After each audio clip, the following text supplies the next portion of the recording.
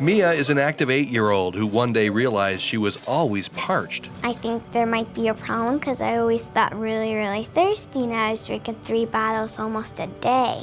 A family doctor found Mia's sugar level was 410 and sent her to Covenant's Emergency Care Center. The family immediately started learning about diabetes and how to control it. We went to the pediatric floor, and everybody that we came in contact with was full of education for diabetes. We received a full day, I would say about 10-12 hours of diabetic education from the educator here, from pharmacy, from the nurses.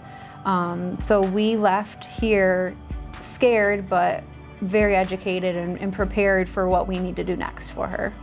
Training materials like this special manual are made possible by donations to Covenant Kids, and it's not a stretch to say it's life-saving information. It's actually written in a manner that even young children can read it and understand. So especially when all of this is new, I think we need something that's very simplified.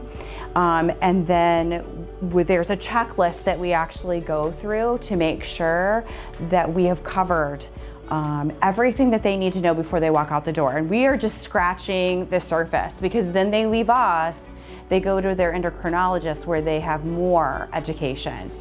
It's a big change for everybody. Mia stays with us half time and she stays with her dad half the time. So it's a joint effort between the 4 of us to do meal planning for her, to make sure she gets her meals and her insulin at the same time every day.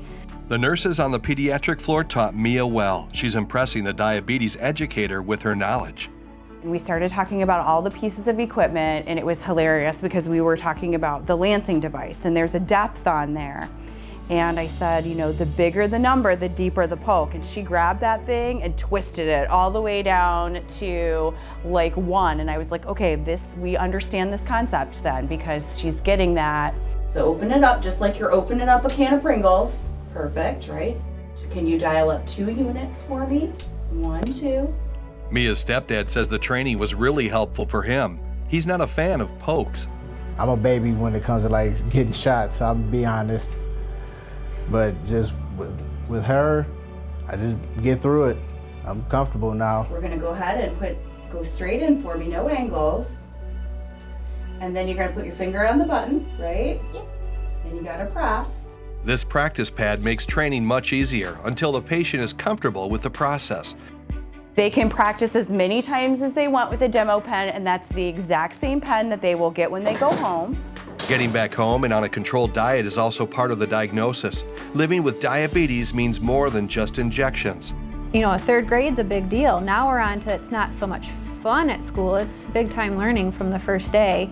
And not only is she learning about what to do for 3rd grade, but it's what to do for 3rd grade while I'm a diabetic. For Covenant's diabetes educator, it's special to know you've helped someone. It's very rewarding when you know that you have touched someone and have really felt like you've made a connection with them and they actually got it.